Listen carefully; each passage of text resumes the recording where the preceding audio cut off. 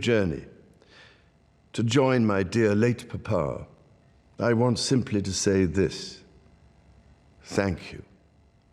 Thank you for your love and devotion to our family and to the family of nations you have served so diligently all these years. Well, Nick Bois is a former Member of Parliament. He now is also a talk radio broadcaster and joining us live to our coverage. Nick Bois, greetings to you. I hope you were able to hear some of the words of the King in that broadcast at 6 o'clock, the first time we've heard from him in this new role as our monarch. What did you make of what he had to say? Well, I thought it was a very, very good message.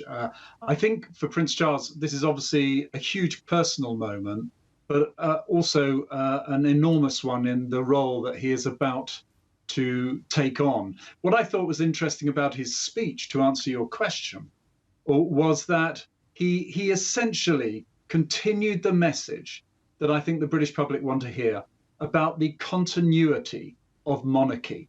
And he set out right at the beginning, he re-emphasized the promise that his mother made back in 1947, when she said, however long or short my life may be, I devote it to you, I devote it to service, to duty. And he echoed that quite deliberately.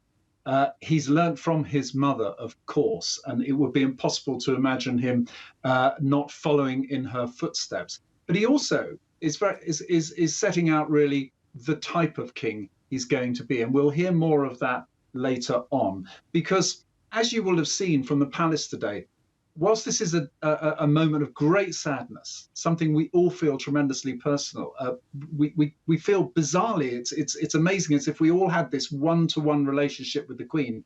He got a very warm and friendly, smiling reception from many people outside Buckingham Palace. And I think he's reassured us about continuity. He's set out, he follows the same work ethic and principles of his mother, and he recognizes his constitutional role, which some people have always said, will he be different to his mother? Will he speak out on things that he really shouldn't do? And he set out very clearly, he understands what the job of king entails. Yes, indeed. I was taken by the phrase, he solemnly pledged to uphold the constitutional principles involved in the monarchy. There was an interesting passage when we think about family, as we watch him here being greeted by these well-wishers outside Buckingham Palace. He spoke about the importance of his marriage and the support he gains from Camilla.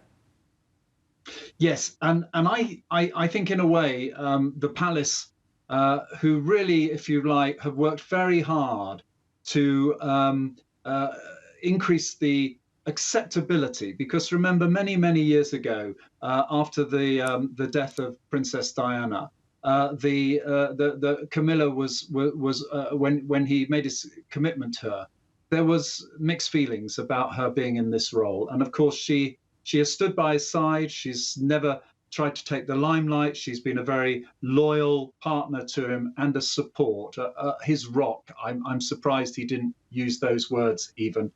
And for him, it was important, as it was to the Queen, that she became his Queen consort. And there was a time that would have been unthinkable in this country for many people. But the Queen, we know over a year ago, made that clear. And in a way, his reaffirmation of that, his public reaffirmation, I think was honest and credible, and should really have been in the speech. I think it was perfectly pitched, quite honestly.